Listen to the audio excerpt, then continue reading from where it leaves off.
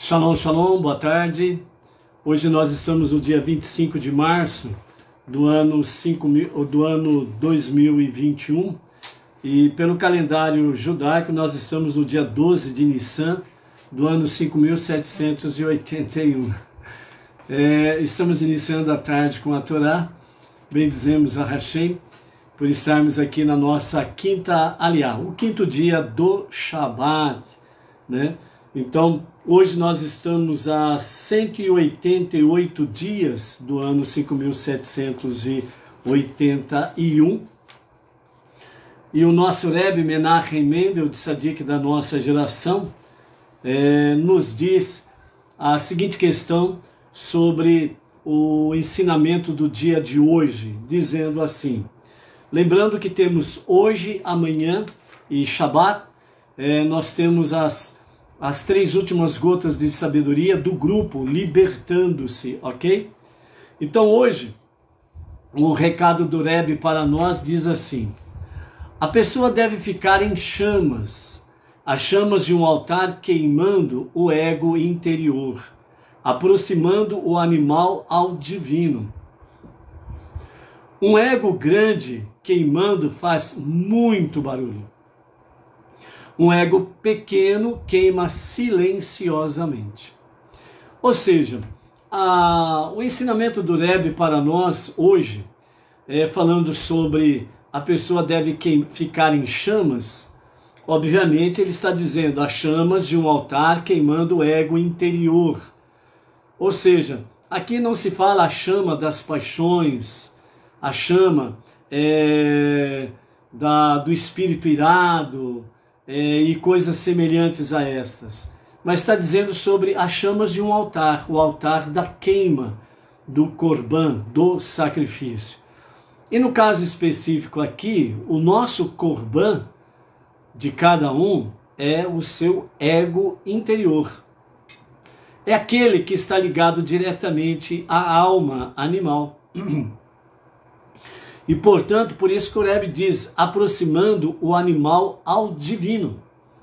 O ego interior, né, o nosso ego, o nosso eu, o para mim, o nosso egocentrismo, ele está ligado diretamente à alma animal. E por isso o Rebbe diz que a pessoa ela deve arder em chamas, ficar em chamas. Mas aqui, as chamas de um altar queimando o ego interior, aproximando a alma animal, o ego interior, do divino, que é a alma divina, com a qual nós nos conectamos com Deus.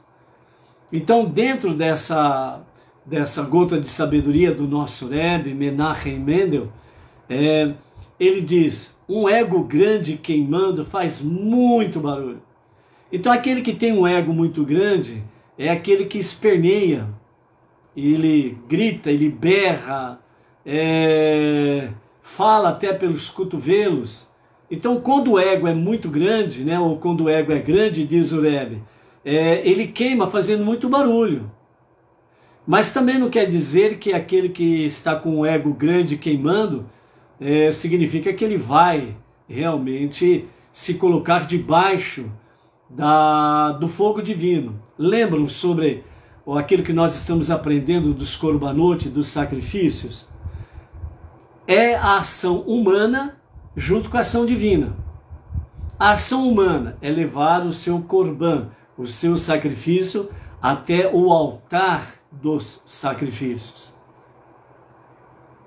Depois que o sacrifício começa a pegar fogo, aí vem uma chama dos céus, que é a chama divina, e vem e queima completamente o corban, o sacrifício. Então aí nós vemos o homem saindo de baixo para cima.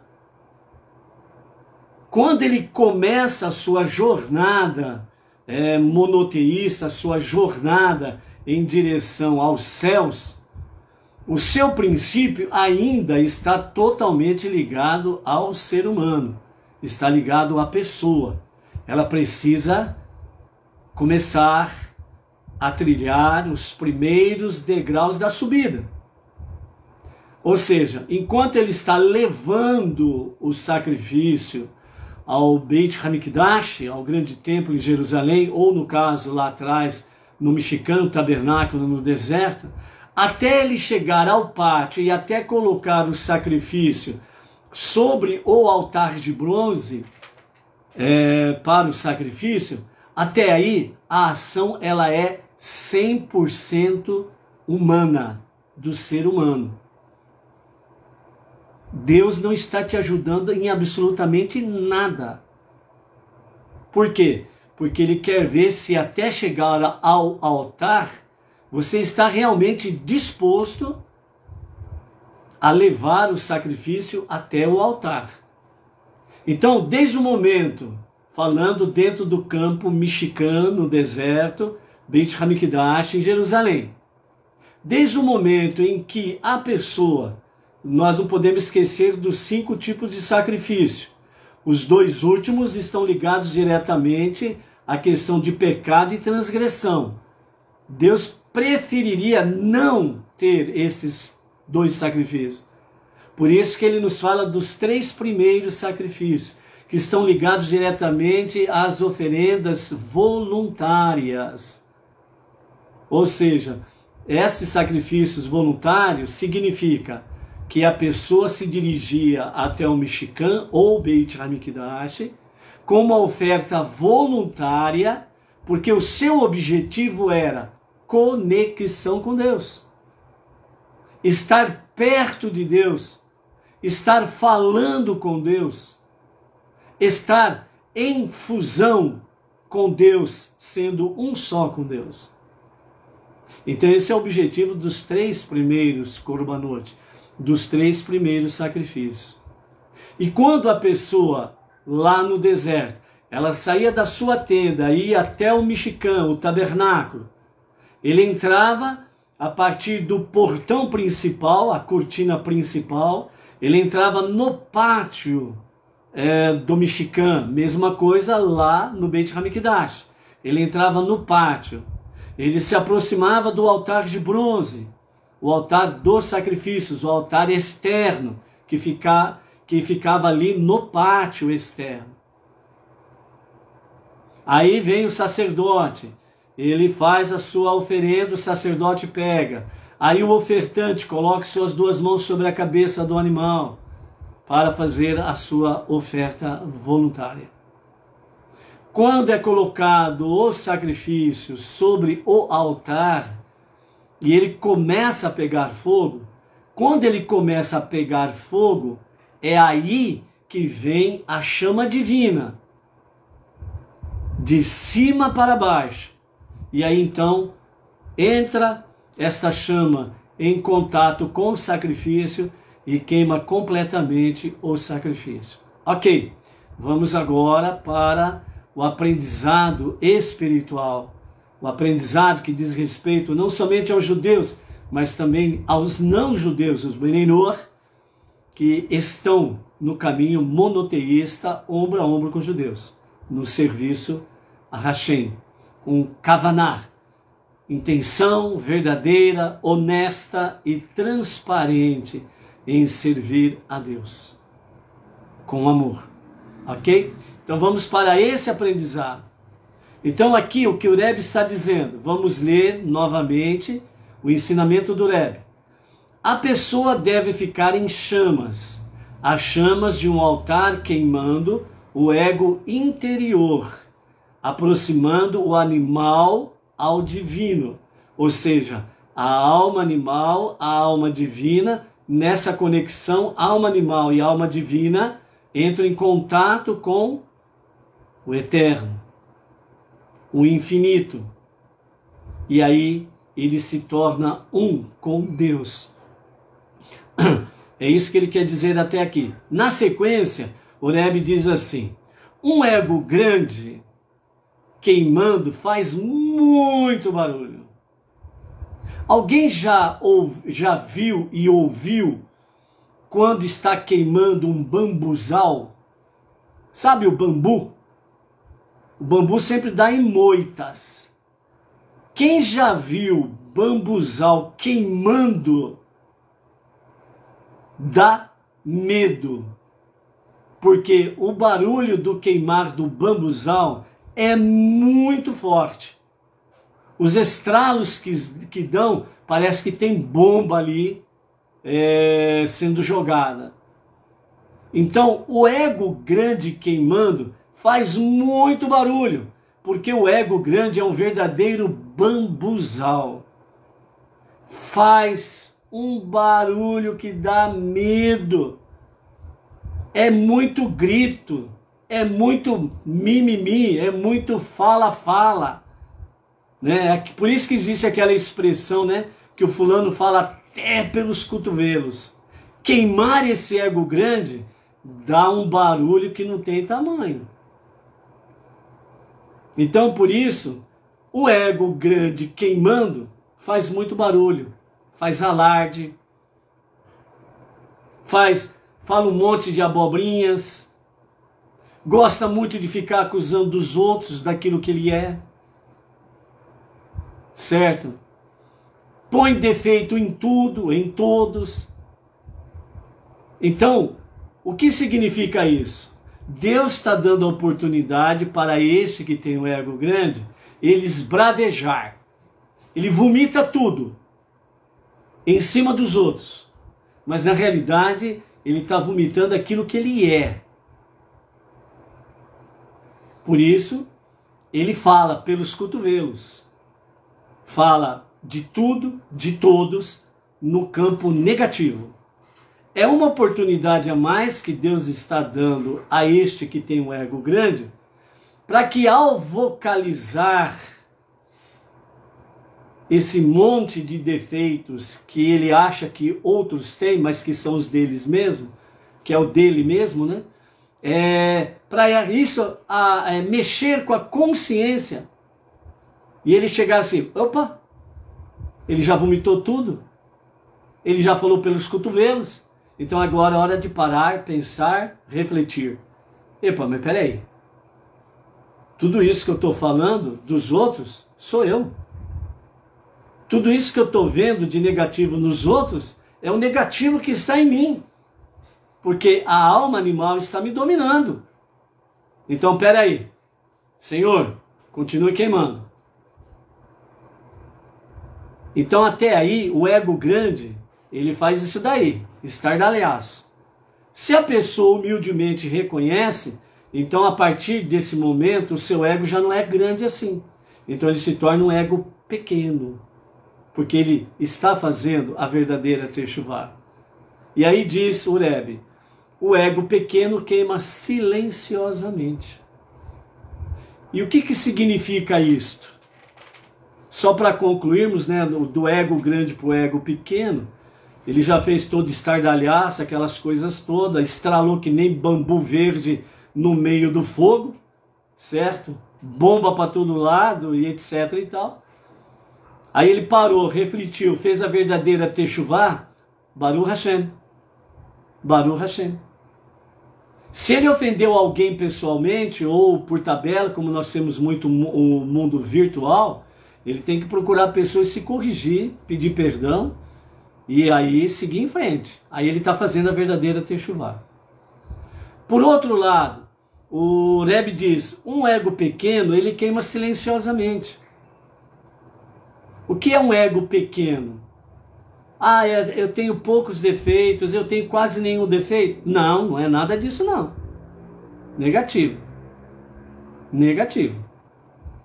Ó, quando uma pessoa ela começa, por exemplo, né, diante do Eterno, falar assim, ó, afinal de contas eu não pequei muito hoje durante o dia, eu não fiz nenhum pecado, ou eu não tenho nem do que pedir perdão porque eu não fiz nada. Bom, só de você não fazer nada, você já errou. Alguma coisa você tem feito. Você não vegetou o dia inteiro. Não é verdade? Você não ficou vegetando. Você não é planta. Você é um ser humano. Você tem certos e erros. Você acerta e você erra. A partir do momento que você começou a respirar, novamente, quando a alma é devolvida na manhã, certo? Você já começou aí a andar um caminho de certos e erros.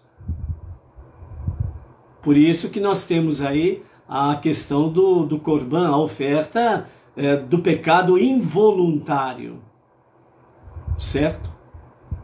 Então, esse argumento, né, quando nós usamos, principalmente no fim do dia, quando vamos para o nosso agradecimento pela fidelidade de Hashem, de ter preservado as nossas vidas e podermos chegar ao momento do repouso noturno, etc. e tal, né? Então é um momento que nós refletimos sobre o dia que passou. E muitas vezes nós caímos naquele erro, é o erro clássico, para não falarmos besteira, né? Naquele erro clássico. Bom, passou o dia, agradeço a Ti, ó Pai, seja conforme for a sua oração voluntária, né? A forma que você fala, é apenas um exemplo.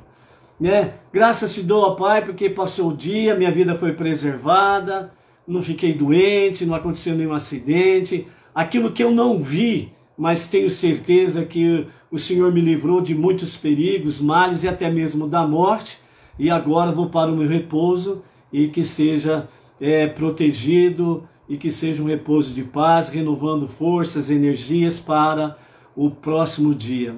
Beleza. Aí na hora que você entra naquela reflexão, o que eu fiz de certo e o que eu fiz de errado, né? Aí você olha assim e fala, bom, o que eu fiz de certo? Você já fica pensando. Aí já aparece, que nem naqueles desenhos ou nas revistas, nos gibizinhos, né? Que tem lá aqueles quadrinhos, né? Parece aquela interrogação na cabeça, assim, né? O que eu fiz de bom, o que eu fiz de certo hoje? Eu levantei, fui trabalhar, foi normal o serviço, voltei, almocei, voltei para o serviço, trabalhei normalmente, o serviço seguiu normal, voltei para casa, etc e tal, tá tranquilo, foi um dia normal. Não foi um dia normal, se você analisar desse ponto de vista, na realidade não foi um dia normal, foi um dia formal. Foi um dia de formol. O que é o formol? É aquele líquido químico que se usa aí para untar, né? Usar em defuntos, né? Para preservar o defunto, né? Então foi um dia formol. Eu apenas usei o formol para preservar, né, o meu corpo físico de ir e vir. Formol. Não, peraí, opa. Não, hoje eu estava indo para o serviço, eu estava lá no ônibus, e eu estava sentado e de repente chegou lá uma senhorinha, um senhorzinho lá de idade. O lugar destinado para ele estava ocupado por gente muito mais nova, fingindo que estava dormindo e que não estava vendo o idoso ali. Então eu peguei, levantei, dei o meu lugar para aquela senhora, para aquele senhor, para que ele pudesse sentar e seguir tranquilamente, sem perigo nenhum de cair, né, devido o ônibus circular e por aí afora vai, né, e ele ou ela pôde sentar e seguir a sua viagem tranquilamente. Parece uma coisa pequena, mas aos olhos de Deus é grande. Você fez um grande bem. E você precisa valorizar as pequenas coisas que você faz, que está dentro das mitzvot de Hashem. E nós já aprendemos em estudos anteriores que quando nós desprezamos os pequenos mandamentos, nós acabamos caindo em grandes, violando grandes mandamentos e caímos em grandes pecados. Se nós somos zelosos pelas pequenas coisas e damos o seu real significado, então, sem sombra de dúvidas, nós também daremos aqueles maiores ou mais complicados, daremos seu verdadeiro valor. Então, você já fez, mas eu só fiz isso. Baruch Hashem. Na contabilidade você tem mais um. Entendeu? Agora você analisa do outro lado lá o que eu fiz errado, o que eu pequei, qual mandamento que eu violei. Tem um famoso ditado no campo jurídico que diz assim, ó, você pode mentir para o pai, para a mãe, para o padre, para o pastor, para o papa, seja para quem for, por raios que os partas. Você pode mentir, mas não minta para o seu advogado. Para o seu advogado, e isso é dentro do campo jurídico falando, ok? O conselho é, não esconda nada. Por isso que quando o advogado ele vai ao seu cliente, ele diz assim, ó, a condenação, aliás, a acusação que pesa contra ti é isso, mas isso, agora eu quero ouvir de você a verdade. Não me esconda a verdade. Fale o que realmente aconteceu, para que eu possa te defender. E aí então o cliente fala para o advogado tudo que aconteceu de real e verdadeiro. Aí o advogado, no campo jurídico, ele vai então formalizar a defesa do seu cliente. Dentro de um aspecto jurídico mesmo, e dentro desse aspecto jurídico, pautando por aquilo que é honesto, certo, correto, então o advogado, vamos falar assim, ele vai fazer a real defesa do seu cliente e vai provar por A e mais B que aquela acusação é falsa e que ele realmente não fez aquilo lá. E aí vem o tribunal, absolve, beleza, tranquilo.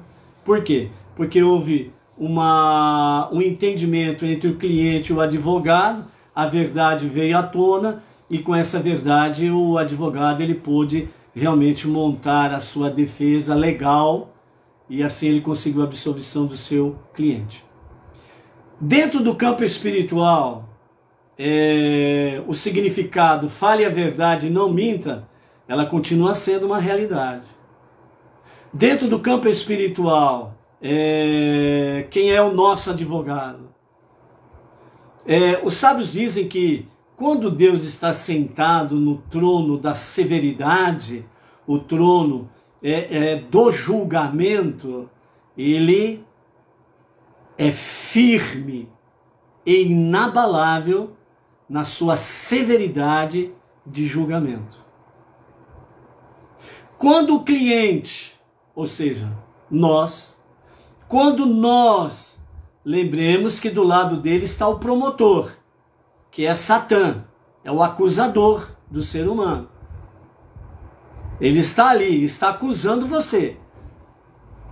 Mas quando o cliente, nós, dentro do campo espiritual, filhos de Deus, vamos à presença divina e falamos a verdade sem esconder e temos a verdadeira techuvá, então Deus sai do seu trono de severidade, de julgamento, e ele vai para o seu trono de misericórdia e benevolência. E aí ele aceita os seus argumentos, porque ele vê a sua kavaná, a sua intenção verdadeira, honesta e transparente do seu coração. Ele vê a sua techuvá, que ela é real e verdadeira. Por isso que ele sai do trono da severidade do julgamento e vai para o trono da benevolência e misericórdia. E nesse trono ele aceita os teus argumentos, perdoa os teus pecados e diz ao promotor, eu aceito o argumento dele e o declaro inocente. E o promotor ali sai com o rabo no meio das pernas e vai embora, porque não tem o que argumentar, porque a defesa foi legal, a defesa foi perfeita, porque o juiz, Dayan Haemet, o verdadeiro juiz, ele disse ao promotor, ele é inocente, eu aceito os seus argumentos. Esse é o veredito final, ponto. Entendeu? É essa questão de o grande ego sendo queimado e o pequeno ego sendo queimado. Se há uma verdadeira techuvá, Deus sai do seu trono de severidade, julgamento, e vai para o seu trono de bondade, misericórdia. E ele perdoa. Ok? Então, esse é o recado do nosso Rebbe para o dia de hoje. Baruch Hashem. Ok? Nós estamos aí, deixa eu ver quem que está aí conosco nessa tarde. O Luiz Ribeiro, Itaquera, Grande São Paulo. A Donária. A Donária lá, Lisboa, né? De Lisboa, Portugal. A Simone Cremonese, Ribeirão Preto.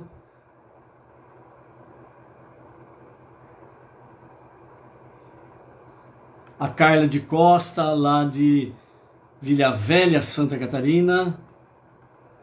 O Nilson Cardoso. Nilson Cardoso, não lembro qual é a tua cidade, Nilson. Coloca aí para nós qual é a tua cidade. Shalom, shalom para ti. E a família, obviamente, né? A Edna Paglassi Marmol tá conectada aí. Não tem como não ficar, né, gente? Quem mais?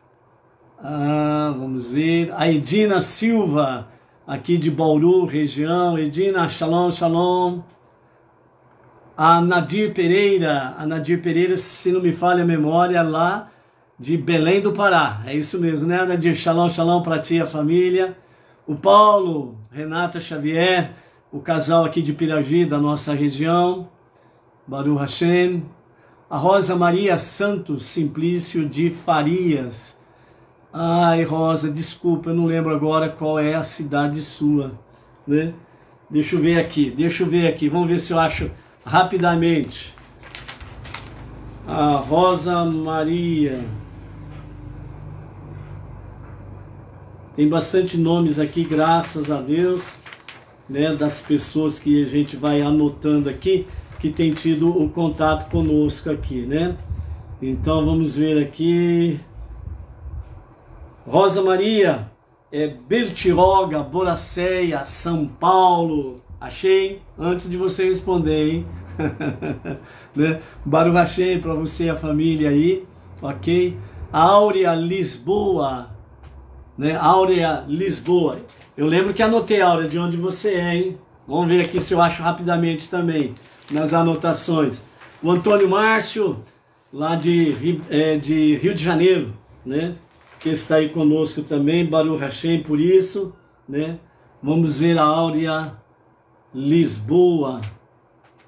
Shalom, Áurea, deixa eu ver aqui, Áurea Lisboa. É Belém do Pará também, Áurea Lisboa, Belém do Pará. Baruch Hashem para você e a família aí também, ok? Né? Mais alguém aqui eu deixei de mencionar, vamos ver.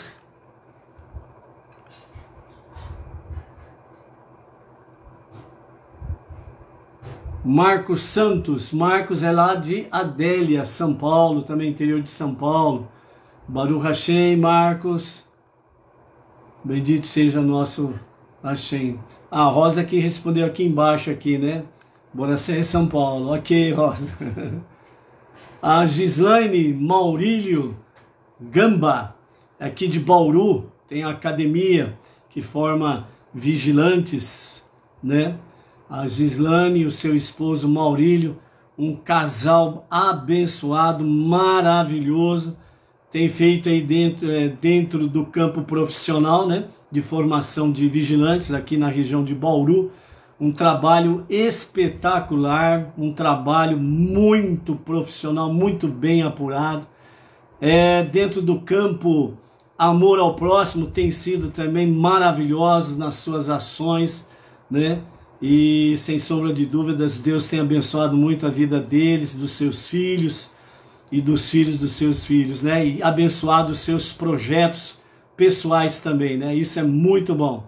Então a Gislaine, ao Maurílio Gamba, né? O nosso abraço afetuoso, o nosso amor para com vocês sempre, sempre, sempre. Ou seja, o nosso amor por vocês é eterno, ok? Então, um grande abraço a vocês aí. Vamos lá? A Nadir, corrigindo aqui, é de Natal, Rio Grande do Norte. Desculpa aí a Nadir de ter mudado a sua cidade e seu estado, mas a Nadir, Natal, Rio Grande do Norte, Baruch Hashem. Vamos para a nossa quinta aliá, nossa quinta leitura da nossa 25ª Parashá Tzav, Ordene. E a nossa quinta leitura de hoje está no capítulo 8 de Levítico, do versículo 14 ao 21, com os comentários de Rashi, assim nos diz. Levou o touro da oferenda de pecado à frente da tenda da reunião, e Arão e seus filhos apoiaram suas mãos vigorosamente sobre a cabeça do touro da oferenda de pecado. Moshe o abateu, e Moshe tomou o sangue, subiu a rampa do altar e colocou do sangue sobre as 4 saliências do altar com o seu dedo, enquanto caminhava ao redor dele, e assim purificou o altar. Em seguida desceu a rampa, derramou o resto do sangue sobre a base do altar, e assim santificou o altar como instrumento sobre o qual se faria expiação.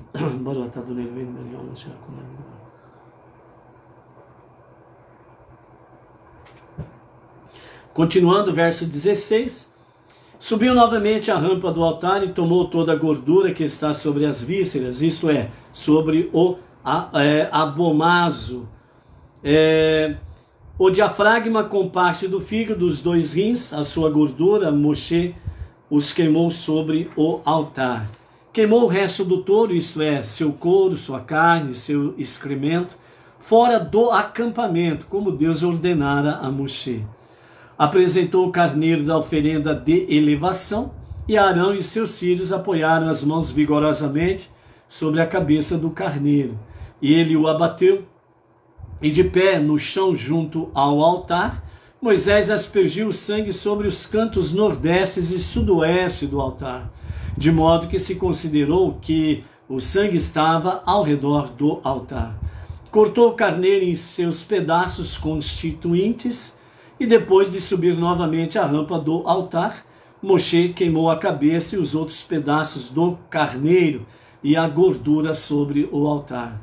Mas antes de subir a rampa do altar, lavou as vísceras e as pernas em água, e só depois Moshe queimou todo o carneiro sobre o altar, queimando-o com a intenção de que fosse uma oferenda de elevação, agradável e oferenda de fogo a Deus, como Deus ordenara a Moshe.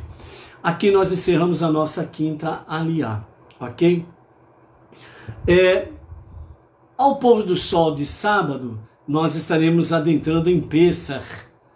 E Pêssar, entre outras coisas, significa libertação da escuridão para a luz, a escuridão da escravidão para a liberdade. Qual o objetivo de ir à luz? Qual o objetivo de ir à liberdade? Única e exclusivamente, servir a Deus. Não é servir a si mesmo. Não é servir o seu ego. Não é servir o egocentrismo e as suas perversas raízes. Então, o que nós estamos aprendendo aqui dentro dos korbanot, os sacrifícios, é exatamente isso que o Rebbe nos disse no dia de hoje. Especificamente sobre a questão de queimar o ego. Então, a pessoa deve ficar em chamas, e as chamas de um altar queimando o ego interior, aproximando o animal ao divino. Então, com as lições de korbanot, mais o aprendizado que nós estamos tendo até aqui, dos recados, dos ensinamentos, da sabedoria do Rebbe para nós na atualidade, e mais Pêssar, que nós vamos adentrar ao pôr do sol do próximo sábado. Então nós precisamos estar aí aprendendo cada vez mais e de forma, como diz o Rebbe hoje, fazendo com que o nosso ego seja queimado no altar de Deus. Como nós vimos aqui na aliá de hoje, queimando completamente o sacrifício de pecado. quando o touro foi queimado completamente, ok? Então, dessa forma, nós vemos aí o que? Depois que termina a oferta, a oferenda de pecado, entra na sequência a oferenda de elevação. Elevação. Ou seja, o ego, ele desceu, a alma animal desceu, ou seja, se humilhou, foi queimado. O ego foi queimada, a alma animal. Então, a alma divina, ela continua o seu nível divino. A partir do momento que a alma animal, o ego, ele é queimado, ele se humilha e é queimado, a partir desse momento, então a alma divina aqui, certo? A alma divina, ela está chamando a alma animal, que ela está prostrada, se humilhou, foi queimada.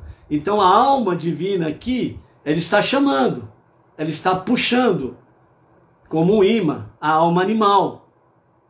E a alma animal, ela vai subindo, e aí ela entra em conexão com a alma divina, faz a fusão, porque a alma divina, ela moldou a alma animal para prestar uma oferta de elevação. Então, nessa fusão, alma divina, alma animal. Então, presta a Hashem uma oferta de elevação, que são as nossas preces diárias e a nossa prece espontânea, voluntária, onde você mesmo pode fazer, ou antes ou depois das preces diárias recitadas, você pode fazer a sua prece espontânea a Deus, agradecendo pela grande oportunidade desta reaproximação, reconexão, através de uma techuvá real e verdadeira. Então, nesse sentido dos Korbanot, é que nós precisamos estar aprendendo, ligados, conectados a estes aprendizados, não olhando apenas de uma forma literal, física e, portanto, uma forma apenas de aparência. Mas nós precisamos penetrar na palavra divina.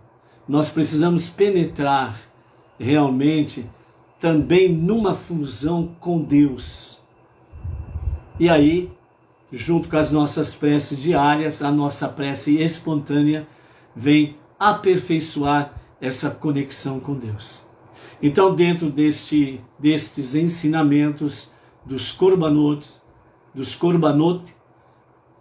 juntando com as mensagens até aqui, libertando-se do nosso Rebbe Menachem Mendel, mais Pesach, que vamos adentrar no pôr do sol do sábado, que nós possamos estar seguindo esse caminho de forma correta, transparente, e possamos sempre estarmos prestando a Hashem a oferta de elevação, né?